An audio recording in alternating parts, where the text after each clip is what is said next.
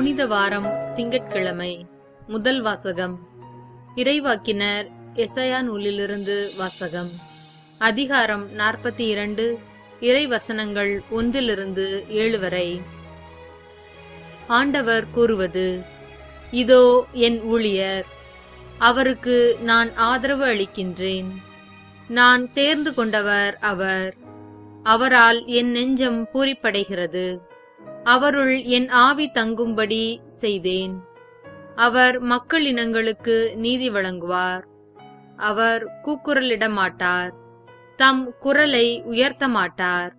தம் குரலொலியை தெருவில் எழுப்பவும் மாட்டார். நெறிந்த நாணலை முறியார், மங்கி எரியும் திரியை அணையார். உண்மையாகவே நீதியை நிலைநாட்டுவார். உலகில் நீதியை நிலைநாட்டும் வரை அவர் சோர்வடையார், மனம் தளர மாட்டார். அவரது நீதி நெறிக்காக தீவு நாட்டினர் காத்திருப்பர். விண்ணுலகை படைத்து விரித்து மண்ணுலகை பரப்பி உயிரினங்களை தோன்ற செய்து அதன் மக்களுக்கு உயிர் மூச்சு தந்து அதில் நடமாடுவோர்க்கு ஆவியை அளித்தவருமான இறைவனாகிய ஆண்டவர் கூறுவது இதுவே: ஆண்டவராகிய நான் நீதியை நிலைநாட்டுமாறு உம்மை அழைத்தேன். உம் கையை பற்றி பிடித்து உம்மை பாதுகாப்பேன். மக்களுக்கு உடன்படிக்கையாகவும் பிற இனத்தாருக்கு ஒளியாகவும் நீர் இருக்குமாறு செய்வேன். பார்வை இழந்தோரின் கண்களை திறக்கவும், கைதிகளின் தலைகளை அறுக்கவும், இருளில் இருப்போரை சிறை நின்று மீட்கவும் உம்மை அழைத்தேன்.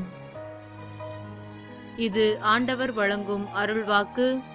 இறைவா, உமக்கு நன்றி.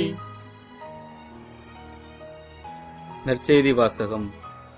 யோவான் எழுதிய நற்செய்தியிலிருந்து வாசகம். அதிகாரம் 12, இறைவார்த்தைகள் 1-11 முடிய. பாஸ்கா விழாவுக்கு 6 நாளுக்கு முன்பு இயேசு பெத்தானியாவுக்கு சென்றார். அங்குதான் இயேசு லாசரை உயிர்த்தெழ செய்தார். அங்கு அவருக்கு விருந்து அளிக்கப்பட்டது. மார்த்தா உணவு பரிமாறினார். இயேசுவோடு பந்தியில் அமர்ந்திருந்தவர்களுடன் லாசரும் இருந்தார். மரியா லாமிச்சை என்னும் கலப்பற்ற விலை உயர்ந்த நறுமண தைலம் ஏறக்குறைய 320 கிராம் கொண்டு வந்து இயேசுவின் காலடிகளில் பூசி அதனை தமது கூந்தலால் துடைத்தார். தைலத்தின் நறுமணம் வீடெங்கும் கமழ்ந்தது. இயேசுவின் சீடருள் ஒருவனும் அவரை காட்டிக் கொடுக்க இருந்தவனுமான யூதாசு இஸ்காரியோத்து இந்த தைலத்தை 300 தெனாரியத்திற்கு விற்று அப்பணத்தை ஏழைகளுக்கு கொடுத்திருக்க கூடாதா என்று கேட்டான். ஏழைகள் பால் கொண்டிருந்த அக்கறையினால் அல்ல, மாறாக அவன் ஒரு திருடனாயிருந்ததால்தான் இப்படி கேட்டான். பணப்பை அவனிடம் இருந்தது. அதில் போடப்பட்ட பணத்திலிருந்து அவன் எடுத்துக்கொள்வதுண்டு. அப்போது இயேசு, மரியாவை தடுக்காதீர்கள். என் அடக்க நாளை முன்னிட்டு அவர் இதை செய்யட்டும். ஏழைகள் உங்களோடு என்றும் இருக்கிறார்கள், ஆனால் நான் உங்களோடு என்றும் இருக்கப் போவதில்லை என்றார். இயேசு அங்கு இருப்பதை அறிந்த யூதர்கள் பெருந்திரளாய் வந்தார்கள். அவர்கள் இயேசுவை முன்னிட்டு மட்டுமல்ல, அவர் உயிர்த்தெழ செய்திருந்த லாசரை காண்பதற்காகவும் வந்தார்கள்.